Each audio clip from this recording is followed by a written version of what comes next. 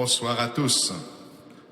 Je veux bien croire en Dieu, mais je ne suis pas sûr que Dieu soit prêt à croire en moi, dit Philippe Géluc dans Le Chat. Il est vrai qu'il n'est pas si évident de croire en soi. Il est plus facile que l'on croit de se haïr, écrit Bernanos. La grâce est de s'oublier, mais si tout orgueil était mort en nous, la grâce des grâces serait de s'aimer humblement soi-même comme n'importe lequel des membres souffrants de Jésus-Christ. Fin de citation.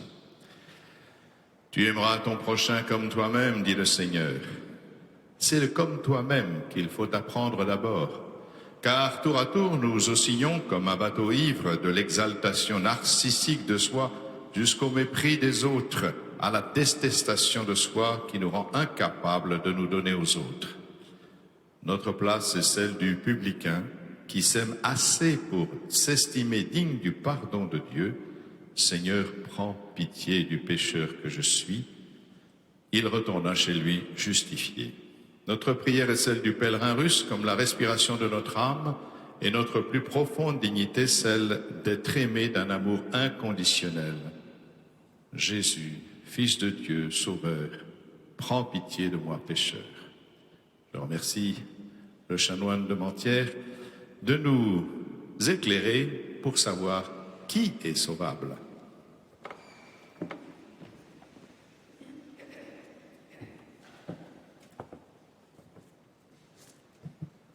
Merci, Monseigneur.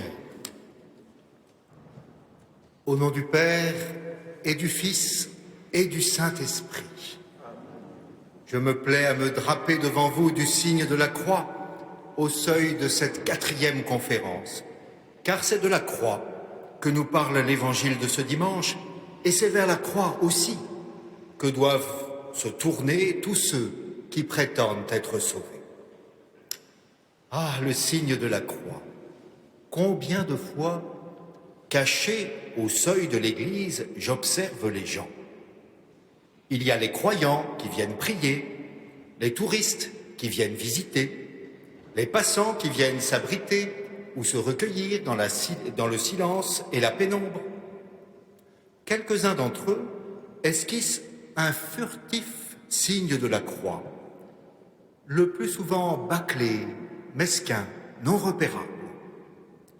Oserais-je vous le dire, même certains fidèles ne hasardent plus guère que des signes de croix minuscules, lilliputiens, honteux, imperceptibles. Et quoi? Ne devons-nous pas nous habiller du signe de la croix, mettre notre fierté dans la croix du Seigneur, poser ce grand geste barrière qui nous protège de toute intrusion satanique? Il me souvient d'une des toutes premières leçons du catéchisme. Elle ne concernait pas la doctrine, mais la pratique. Que fait un chrétien quand il se lève le matin? Il se vêt du manteau de la croix, au nom du Père et du Fils et du Saint-Esprit. Par ce grand acte audiovisuel, il place sa journée sous les meilleurs auspices. On raconte que le bienheureux Édouard Pope, prêtre belge, dont la réputation de sainteté allait bien au-delà du petit village de Mourzequeux, recevait sur son lit d'agonie d'innombrables visites venant de tout le pays. Un de ses dévots admirateurs le supplia qu'avant de quitter ce monde, le saint prêtre lui donnât une photo de lui, si possible dédicacée. On vit alors l'abbé Pope, dans un dernier effort, se dresser sur son lit, décrocher le crucifix qui le surmontait, tendre la croix à l'importun en lui disant « Voici ma photo, priez pour qu'elle soit ressemblante ». Ne cessons pas de contempler le mystère saintement épouvantable de notre Dieu crucifié. Sur la croix, Jésus n'avait plus figure humaine.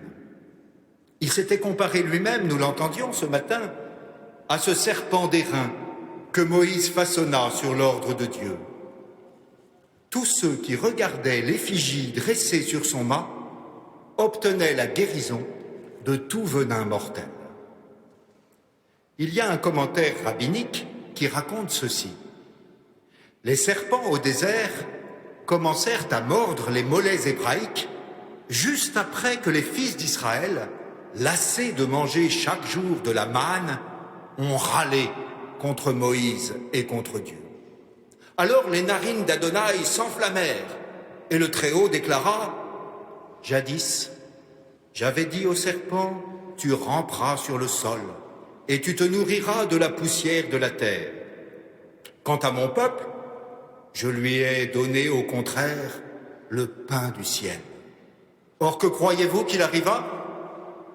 Le serpent qui se nourrit de la poussière du sol n'a pas récriminé contre moi, tandis que mon peuple, que j'abreuve des délices de la manne, s'est rebellé contre moi.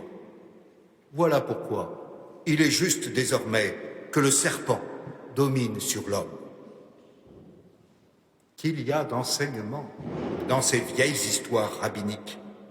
Et combien devons-nous recevoir avec gratitude le pain que Dieu donne, ce pain de l'Eucharistie, le pain des anges, ce vrai pain descendu du ciel, qui est Jésus, notre nourriture. En contemplant à chaque messe la petite hostie, nous comprenons dans la plus grande profondeur de la foi la parole immense qui nous fut adressée ce matin. Dieu a tellement aimé le monde qu'il a donné son Fils unique. Son unique. L'Évangile insiste là-dessus. Qu'est-ce à dire? Dieu n'a pas un grand nombre de fils pour nous sauver. Il n'en a qu'un et il nous l'a donné. Il n'a rien en surplus qu'il puisse nous donner. Il n'a pas gardé par-devers soi une petite part de miséricorde en surplus pour ceux qui refuseraient le Fils en qui il a mis tout son amour. Quand on a manqué un train, on prend le train suivant. Mais il n'y a qu'un train de la miséricorde, et il s'appelle Jésus-Christ. Alors ne restons pas bovins à regarder passer les trains.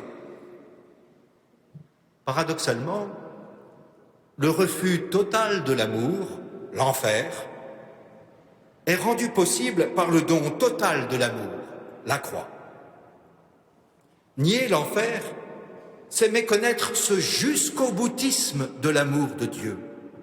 C'est penser que Dieu aime au fond comme nous aimons, c'est-à-dire un peu, mais pas trop quand même. Vous l'avez sûrement remarqué, dans le langage des jeunes, tout est trop. Trop génial, trop nul, trop cool. Curieusement, cela rejoint l'expression émerveillée de saint Paul qui parle du trop grand amour dont Dieu nous a aimés. C'est du moins comme cela que la Vulgate latine a compris le texte de l'épître aux Éphésiens que nous entendions ce matin, propter nimiam caritatem suam, à cause du trop grand amour. De là à penser que le latin soit la langue des jeunes, quelquefois, quand on nous offre un beau cadeau, nous disons avec un sourire plus ou moins hypocrite, « Il ne fallait pas, c'est trop ». Alors quand Dieu offre son propre Fils, que dire? Dieu n'a pas épargné son propre Fils. Nous n'aurons jamais assez de toute notre vie pour méditer cela. Dieu ne veut pas la mort du pécheur, mais il permet que son Fils meure pour notre salut. Comment ne pas évoquer ici la scène superbe du film Monsieur Vincent? On y voit Saint Vincent de Paul trouvant sur le seuil de son église un petit bébé abandonné dans le froid de l'hiver. Il apporte le nouveau-né, déjà bien mal en point, dans une assemblée de nobles dames, les dames de la charité, réunies autour de Louise de Marillac.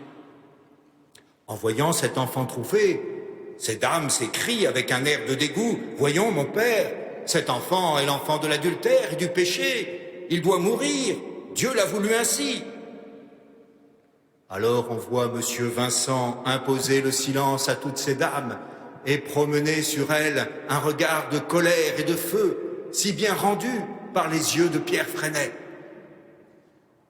Et après les avoir toutes transpercées par ce regard, il dit, « Apprenez, mesdames, que lorsque Dieu veut que quelqu'un meure pour le péché, il envoie son propre Fils. » Parole superbe qui reprend comme un écho celle de Saint Jean. Dieu a tellement aimé le monde qu'il a donné son Fils unique. L'amour absolu est don absolu. Aimer, c'est tout donner et se donner soi-même. Une mélodie habile glissée sous ces paroles de Sainte Thérèse nous donne d'entendre fréquemment chanter des mots dont une musique envoûtante risque d'émousser la force. Car tout de même, quand on y pense, aimer, c'est tout donner. Avec une telle définition de l'amour, qui d'entre nous peut encore prétendre aimer? Bien sûr, Dieu seul est amour, et lui, véritablement, il a tout donné, puisqu'il a donné son Fils unique. Mais moi, quand je songe à tous mes agrippements, à tout ce que je n'abandonnerai pour rien au monde, mes loisirs, mes vacances, ma messe de 11 heures, mon jardin secret, mes prérogatives, cela du moins est à moi. Mes péchés, surtout, que je dissimule soigneusement, cela du moins est à moi. Saint Jérôme, après avoir connu l'honneur et le prestige de Rome, vint s'installer comme ermite à Bethléem, au plus près de la grotte où naquit le Sauveur. Là, il poursuivait une vie frugale sans que le sommeil n'interrompît ses oraisons, ni l'excès de bonne chair ses labeurs.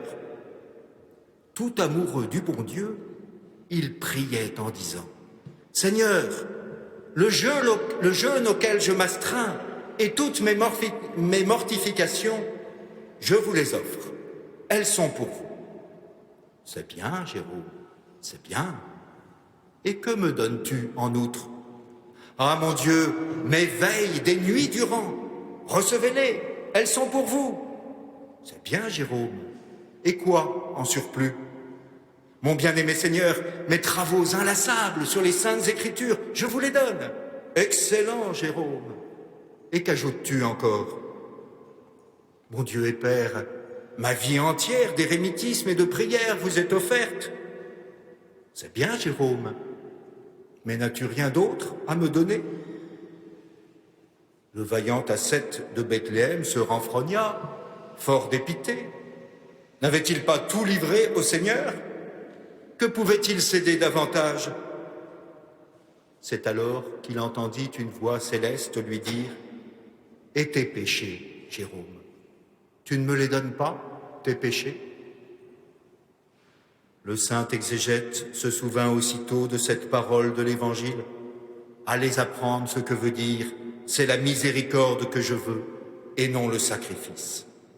Non que le Seigneur n'agrée nos modestes efforts, il ne méprise certes pas notre prière, notre jeûne, nos aumônes en ce temps de carême. Mais que serait tout cela si nous n'allions humblement plier les genoux pour offrir nos péchés à sa miséricorde? La seule boutique qui n'est pas fermée, le commerce le plus essentiel, c'est ce confessionnal que des catholiques, hélas, n'ont pas attendu le confinement pour déserter. De toute évidence, il y a quelque chose à réparer dans l'homme, blessé, amoché, esquinté par le péché. Ici encore, la figure de l'Exode est parlante. Il ne suffit pas que les Hébreux soient délivrés des Égyptiens. Il faut encore qu'ils s'arrachent aux habitudes de l'esclavage, qu'ils apprennent à vivre en hommes libres. Les 40 ans du désert ne seront pas de trop pour les rendre dignes de s'établir en terre promise. Ce temps du passage, de l'entre-deux, du désert purificateur, a lui aussi une dimension salutaire. Car le salut n'est pas seulement arrachement à une situation périlleuse et entrée dans un état désirable, il est aussi une Pâque, un passage réparateur de l'un à l'autre. Pour entrer dans la vie éternelle, l'homme pécheur a besoin d'être réparé. Quelque chose, en effet, est cassé, ne fonctionne plus en lui. Car son péché n'est pas seulement une faute qui peut être pardonnée, il est aussi une peine, un trouble destructeur auquel il faut remédier. Saint Thomas d'Aquin enseigne que le péché est une rébellion de la volonté qui se détourne de Dieu pour se porter vers une créature. Alors que les facultés inférieures, la sensibilité, les énergies, les affections, les passions, étaient soumises à l'intelligence, elles-mêmes soumises à la volonté, elles-mêmes soumises à Dieu, tout ce bel organisme s'est effondré quand la volonté a prétendu s'affranchir de son rapport à Dieu. Chaque puissance, chaque faculté, dès lors, a pris son autonomie. C'est la pagaille. L'homme n'est plus maître chez lui. Sa volonté est incapable de gouverner son agir.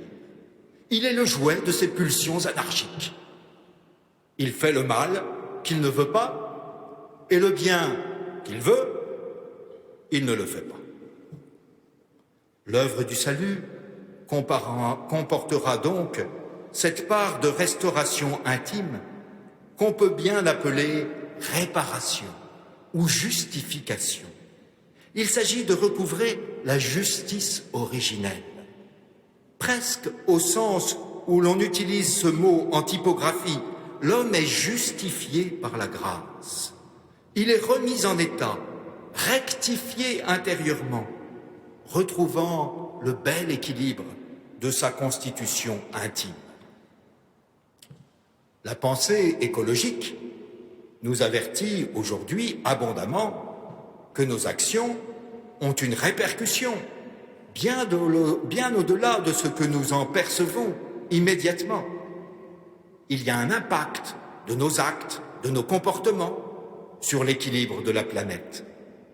L'encyclique Laudato Si nous le rappelle, c'est notre maison commune qui est à réparer. Si le cosmos tout entier pâtit du péché, combien plus le microcosme du pécheur. Mon péché non seulement abîme le monde, me coupe de Dieu, altère mes liens avec autrui, mais surtout, il me détruit intérieurement. Il m'entraîne dans une corruption dévastatrice de tout mon être. La miséricorde du Seigneur ne me dispensera pas de réparer. Elle soutiendra au contraire tous les efforts nécessaires pour ma justification, c'est-à-dire pour une pleine et entière réhabilitation de ma personne. Il en va comme d'un homme qui a pris l'habitude de boire et d'ignorer le code de la route. Un jour, l'accident arrive. Le conducteur de la voiture qui l'a violemment embouti peut bien être bonne pâte et ne pas lui tenir grief d'avoir brûlé le feu rouge. Il n'en reste pas moins qu'il va falloir réparer les voitures et sans doute se remettre des blessures occasionnées. Cela sera long, pénible, onéreux. Peut-être notre chauffard prendra-t-il conscience de ses fautes et les regrettera-t-il amèrement. Cela lui vaudra assurément le pardon et la bienveillance divine, mais cela ne le dispensera pas de l'effort nécessaire avec l'aide de Dieu pour arrêter de boire et pour apprendre le code de la route. Avouons-le, cet aspect onéreux du salut est largement passé sous silence. Il y a pourtant, pour chacun de nous, soyons francs, bien des renoncements pénibles à opérer. Comme l'alcoolique doit abandonner sa bouteille s'il veut recouvrer la santé, nous avons nos attachements à dénouer si nous prétendons être sauvés. Rappelons-nous ce jeune homme riche qui ne suivit pas Jésus, mais s'en alla tout triste, car, dit l'Évangile, il avait de grands biens.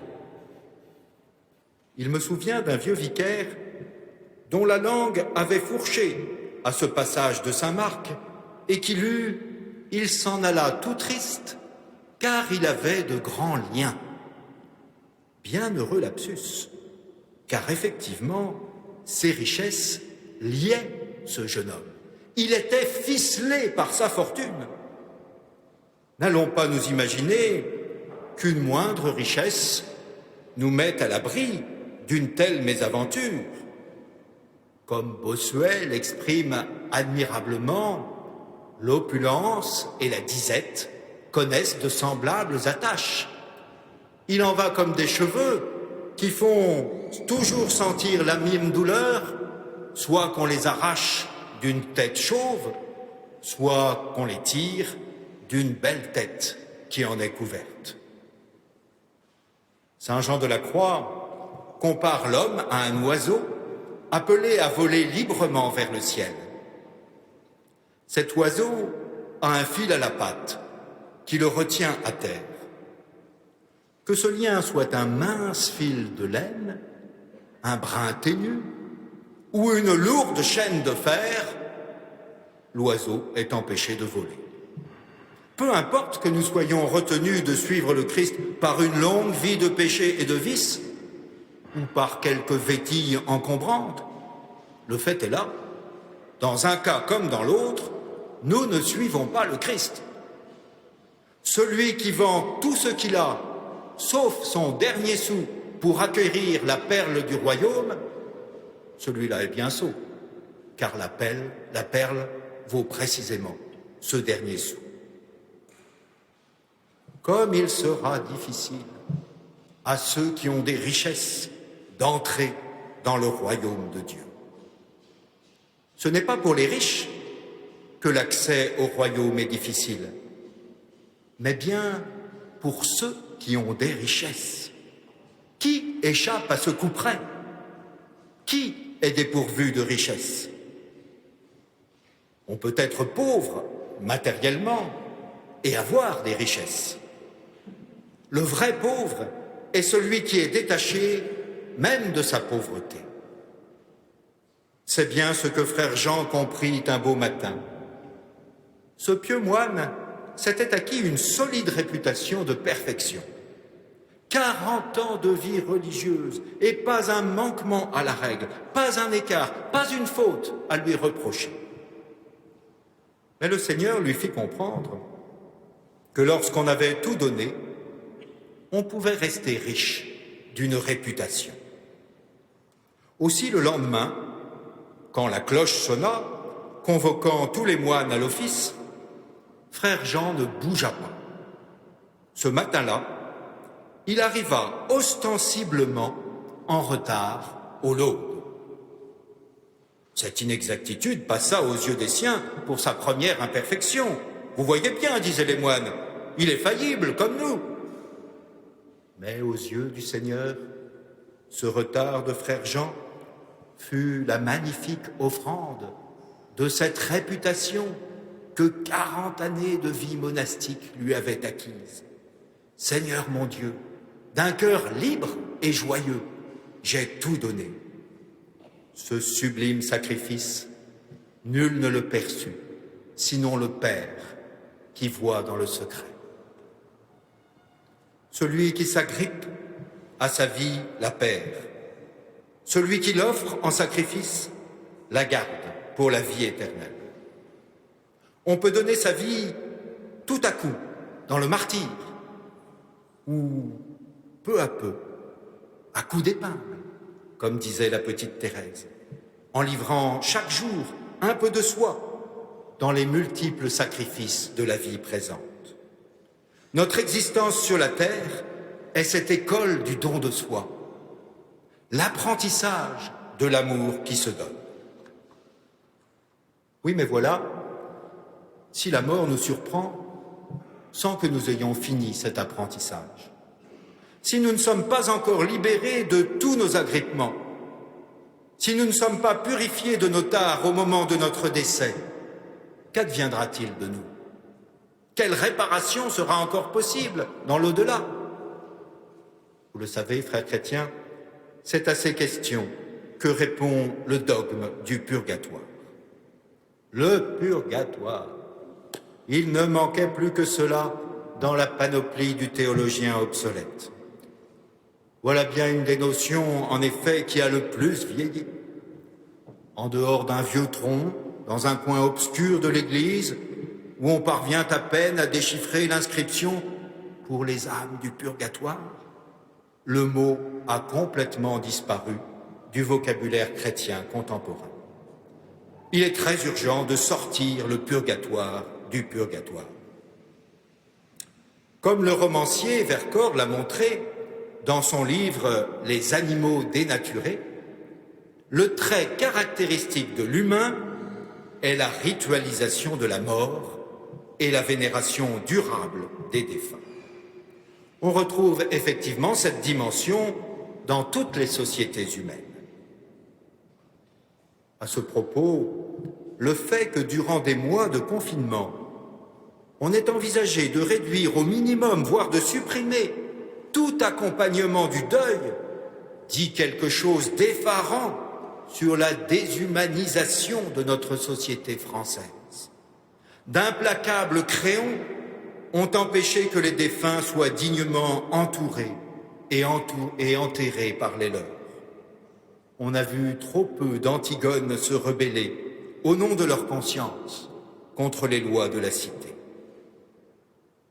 De nos jours, on s'empresse souvent d'affirmer que les défunts sont au ciel, auprès de Dieu.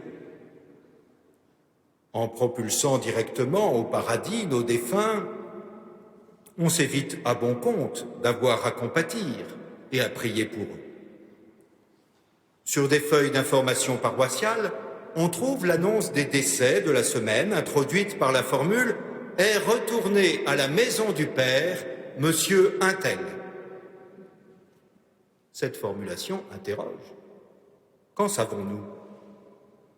Qui nous dit que tel ou tel défunt a été jugé digne d'accéder à la maison du Père? Est-ce monsieur le curé ou la secrétaire paroissiale qui est juge du sort éternel des défunts? Ne vaudrait-il pas mieux annoncer ces décès par une invitation à prier pour les personnes décédées? Confions à la miséricorde de Dieu, Madame une telle défunte. Quand je serai morte, disait une vieille religieuse, entourée de la vénération de ses sœurs, quand je serai morte de grâce, ne me mettez pas trop vite au paradis, priez pour moi. Or, la prière que les fidèles ont toujours fait monter vers Dieu pour les défunts suppose l'existence du purgatoire. Nous ne prions ni pour les saints, ni pour les damnés, mais bien pour les défunts en voie de purification. Le purgatoire est le dogme du bon sens. Il est l'antichambre du paradis, comme un ultime vestiaire pour revêtir la robe nuptiale. Car si on peut entrer dans le palais du roi débraillé, on ne peut, en revanche, prendre part au festin des noces sans le vêtement nuptial. Dans l'église, ici-bas, on peut être dépenaillé, mais pour entrer dans le paradis, il faut se changer. Tiens, comme l'expression française est belle, se changer. Se changer, cela veut dire communément changer de vêtements, mais plus profondément, se changer signifie se convertir. On ne passe pas d'une vie errante dans les carrefours au palais du grand roi sans un minimum de toilette. Il en va comme d'un homme qui sort d'une cave obscure et qui vient subitement en plein soleil de midi. Un temps ne lui est-il pas nécessaire pour que ses yeux s'acclimatent à la lumière? Qui voudrait précipiter son passage de l'obscurité au plein jour se brûlerait les yeux. Bienheureuse providence divine qui, par le stage pénitentiel du purgatoire, prépare les âmes à jouir de la présence de celui qui nous fait passer des ténèbres à son admirable lumière. Elle prend soin de ne pas brusquer notre nature chétive, Dieu nous prépare et nous proportionne peu à peu au bonheur qu'il nous réserve. Le purgatoire n'est pas autre chose que cette école du bonheur. Seule la doctrine du purgatoire permet de comprendre la cohérence de l'aventure humaine depuis la conception jusqu'à la vision béatifique. Ce qui se découvre, c'est un long cheminement progressif et continu vers le bonheur, une propédeutique de la joie, un développement harmonieux de toutes les vertus. Voilà notre vie, dit saint Augustin, nous exercer en désirant. Commencer ici-bas, notre ouverture au bonheur se prolongera si nécessaire, non pas en de multiples réincarnations, mais dans le purgatoire, avant de s'accomplir dans le paradis. Nous serons sauvés comme à travers le feu, dit saint Paul. Le même feu a des effets bien différents selon les êtres qui l'approchent. Il brûle la paille, purifie le minerai, fait scintiller l'or pur. Le même feu inextinguible de l'amour divin peut torturer les uns en enfer, purifier les autres au purgatoire et béatifier les troisièmes au paradis. Les âmes éprouvées au purgatoire savent qu'une purification leur est nécessaire et bénéfique. Comme le malade qui ne peut présentement avaler les mets qu'il dévorera goulûment aussitôt rétabli, elles sont, compte tenu de leur état déficient, incapables de jouir immédiatement du grand bonheur qui leur est promis. Elles sont heureuses d'être soignées dans cette infirmerie du bon Dieu dont parlait le curé d'Ars. Si crottée soit-elle, elle compte spécialement sur la Vierge Marie, maîtresse des novices, des âmes du purgatoire, en disant avec le poète « Nous ne demandons rien, refuge du pécheur, que la dernière place en votre purgatoire, pour pleurer longuement notre tragique histoire et contempler de loin votre jeune splendeur. » Si l'âme est purifiée au purgatoire, reste encore une ultime réparation à opérer. L'homme doit retrouver son intégrité métaphysique par la résurrection de la chair. En effet, le corps est pour le Seigneur et le Seigneur est pour le corps. Et Dieu qui a ressuscité le Christ nous ressuscitera, nous aussi, par sa puissance. Saint Grégoire le Grand dut réfuter les railleurs qui opposaient au dogme de la résurrection de la chair une casuistique stérile. Un loup a dévoré un homme, disaient ses discoureurs. Ce loup fut lui-même mangé par un lion qui vint à mourir. Comment démêler en vue de la résurrection la chair du lion, du loup et de l'homme? Que je hais ces sottises, aurait dit Blaise Pascal. Une fois que l'on a admis que Dieu a tout créé à partir de rien, quelle est pour lui la difficulté de démêler la chair humaine des fauves et de restituer à la personne la plénitude de son intégrité? L'hilarité de nos contradicteurs tourne d'ailleurs à leur confusion. S'ils estiment que la chair humaine n'est plus démêlable de la chair des fauves qui l'ont dévorée, ils doivent considérer aussi que tous ceux qui ont mangé le corps du Christ dans le sacrement de l'Eucharistie se trouvent intrinsèquement liés au Seigneur ressuscité. N'est-ce pas ce qu'avait enseigné Jésus? Qui mange ma chair et boit mon sang a la vie en lui. Et moi, je le ressusciterai au dernier jour. Le Christ fait lui-même le lien entre mendication et résurrection. Il s'agit de se restaurer dans tous les sens du terme. Le thème du boire et du manger occupe une place majeure dans toute la révélation. Le paradis n'est pas présenté dans la Bible comme une académie de subtils penseurs, mais comme un joyeux banquet de convives. Pourquoi? Parce que l'on peut penser sans sortir de soi-même. En revanche, se nourrir suppose une radicale dépendance. Lorsque nous mangeons, nous sommes tributaires de la création qui nous fournit ce que nous consommons. Présenter l'au-delà comme un repas, c'est affirmer que le salut n'est pas l'indépendance. Tout le monde rêve d'être indépendant. L'adolescent de ses parents, l'employé de son patron, l'entreprise de ses fournisseurs, le vicaire de son curé, le corps de son âme. Mais le salut pour l'âme n'est pas de secouer le joug du divin, de vivre en autarcie, de s'affranchir de l'influence de Dieu. Tout au contraire, nous serons sauvés lorsque tout notre être vivra dans une totale dépendance de Dieu, lorsque nous nous rassasierons de son amour, lorsque sera enfin guérie en nous cette blessure narcissique qui nous rend insupportable de ne pas exister par nous-mêmes. C'est bien cela qui est à réparer, ce lien constitutif au Créateur, esquinté par nos orgueilleuses revendications de self-made man. La béatitude des pauvres, c'est de se recevoir entièrement du Créateur, avec gratitude et joie. Voilà bien pourquoi l'Eucharistie est décisive.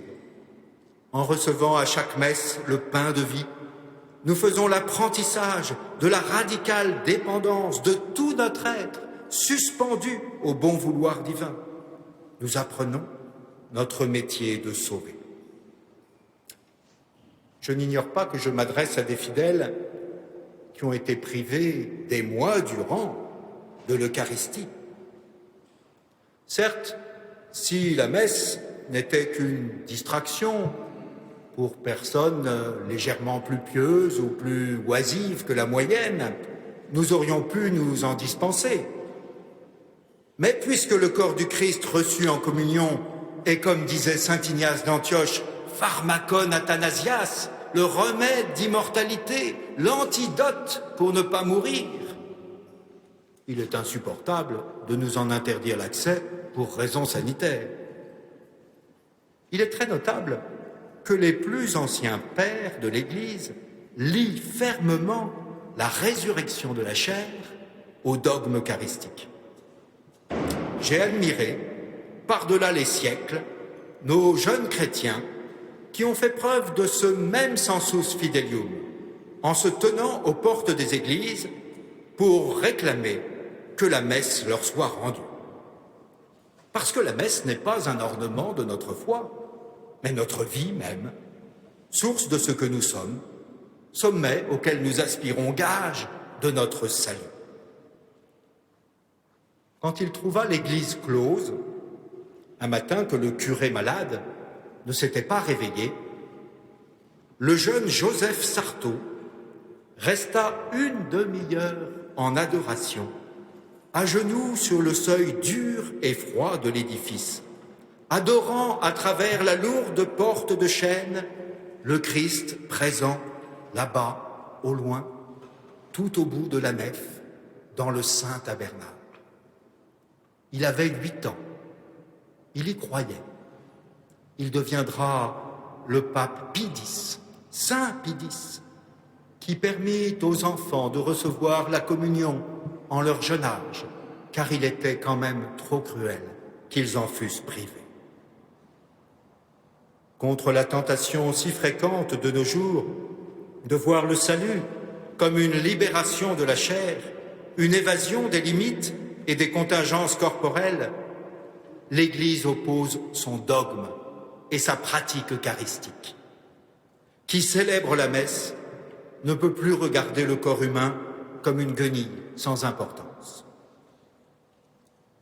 Pour que le corps participe au salut, il faut évidemment qu'il comparaisse au jugement. C'est pourquoi la résurrection de la chair précède la parousie, le retour glorieux du Christ et le jugement dernier. Que le corps n'aille pas dire « Pourquoi me réveille-t-on? En quoi suis-je coupable ?» C'est l'âme qui péchait. Moi, je n'étais qu'un serviteur. Que l'âme ne prétende pas « Quel grief me portait ?» C'est le corps qui m'entraînait vers la terre et les vils plaisirs. Car le corps et l'âme seront jugés ensemble, comme deux complices indissociables. Le Talmud illustre cela par une parabole. Un roi possédait un magnifique verger où se trouvaient des fruits de premier choix. Il préposa à sa garde 2 employés. L'un était boiteux, l'autre aveugle. Le boiteux dit à l'aveugle « Je vois dans le verger quelques fruits de premier choix. Laisse-moi monter sur ton dos et nous nous en procurerons pour les manger. » Le boiteux monta donc sur le dos de l'aveugle, ils dérobèrent les fruits et les mangèrent. Au bout d'un certain temps, le maître du verger revint et interrogea les voleurs. « Que sont devenus les fruits de premier choix ?» Le boiteux lui dit « Ai-je des jambes capables de grimper à l'arbre ?» Et l'aveugle dit « Ai-je des yeux pour voir les fruits ?» Que fit le roi? Il ordonna aux boiteux de monter sur l'aveugle et les jugea comme s'ils n'étaient à eux deux qu'un seul homme.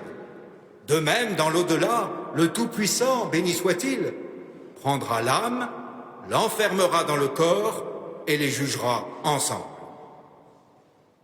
Au dernier jour, au jour du jugement définitif, nous comparaîtrons tous devant le Christ, souverain juge.